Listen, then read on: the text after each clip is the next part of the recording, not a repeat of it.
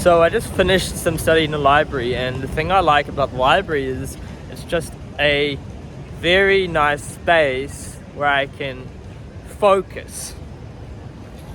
You know, at home, you get distracted. Let's say your space is cluttered.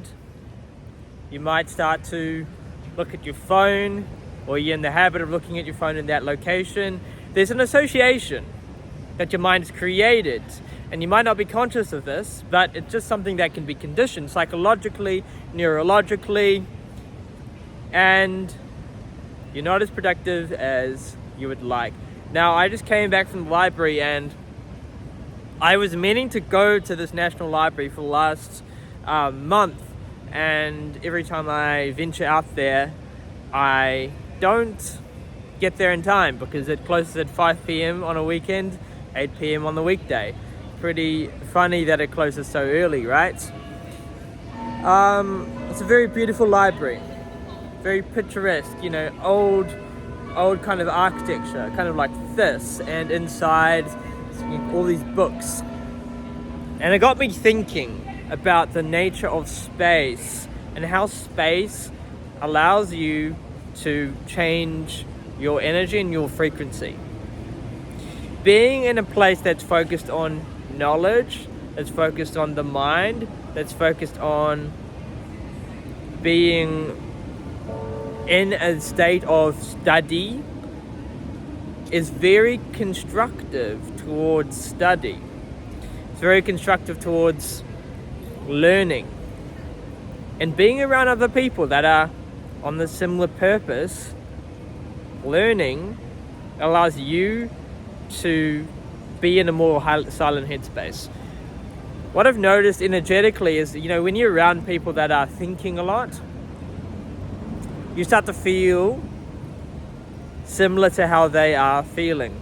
So if somebody's in their mind, energy's all up here, you will actually start to think more too. Your energy, your more thoughts will start coming in your mind, you'll start racing just based on the energy of the environment. As you progress spiritually, this might affect you less and less, but I think the idea that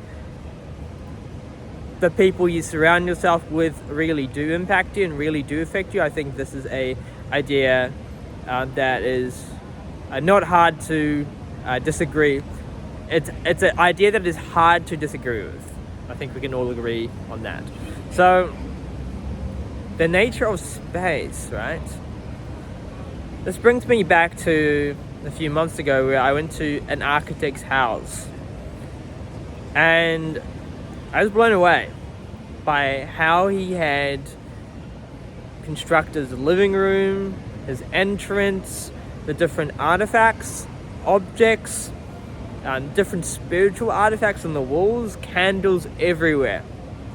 It was a really cool experience. And it got me thinking. It actually made me really open my eyes, because my eyes were clearly shut before.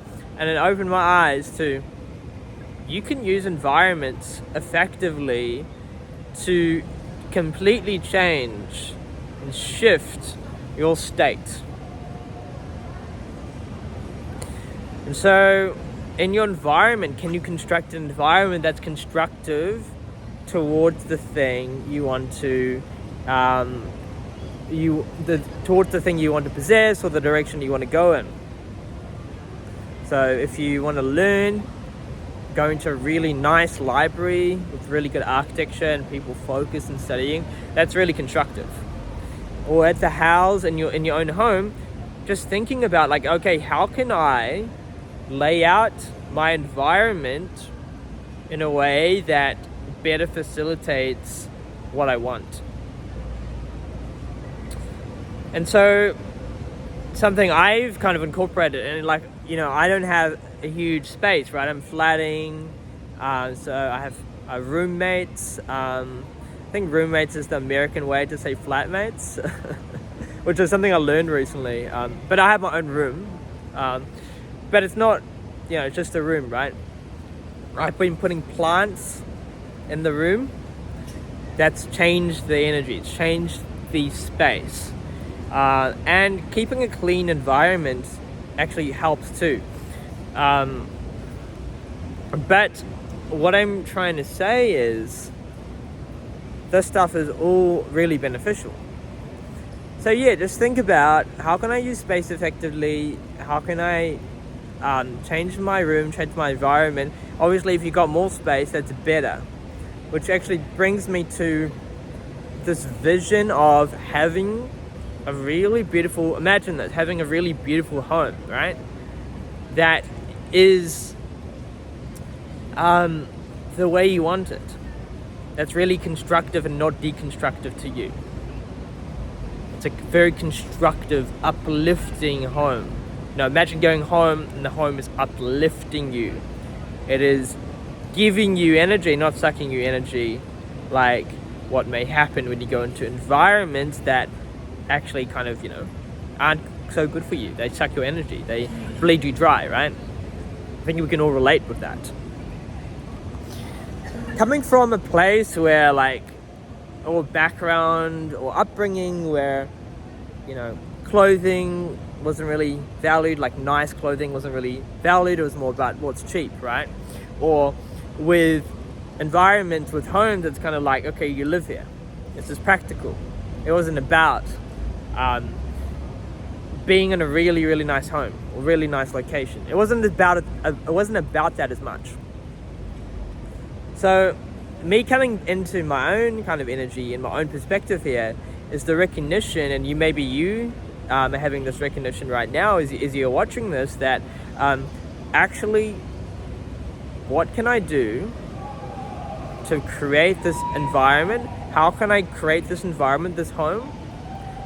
And this home, what will this home give me? Because I think when you know what you want, your actions start to slightly deviate and change towards the direction of the thing you want to possess. So you know what you want and you have clarity on what you want, and not only clarity, but you're the captain of your own ship, right?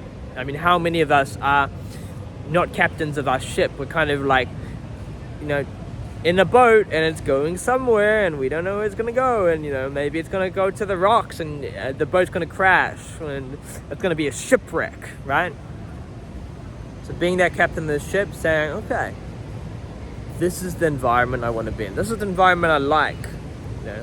This is an environment that uplifts in a way. And you can see this with old architecture, right? So much thought, so much energy has been put into it. You can see this in temples. If you go to a temple, you might really feel a certain thing. You go to a church and your mind's clear. You go to a Hindu temple and there's kind of this vibrational energy, or any other location. There might be, you go to a Buddhist kind of temple and they might have a different feeling of more emptiness, more openness, more expandedness. So give that a thought and share your experience as well. If you have an experience about locations, about properties, let me know. And speaking of this constructed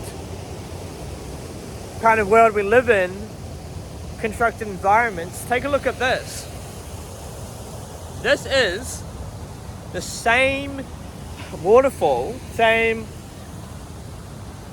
little thing, I don't know what you call it, as in the movie The Matrix. If you remember the woman in the red dress scene, where Neo's in the fake Matrix simulation and the woman's walking by and he looks back and Morpheus is like, look again. It's the gun. Well, this is the same thing. This is the same Martin Place fountain. Same fountain, Martin Place fountain. It wasn't New York, guys, it was Sydney, Australia. It's a little fun fact for you.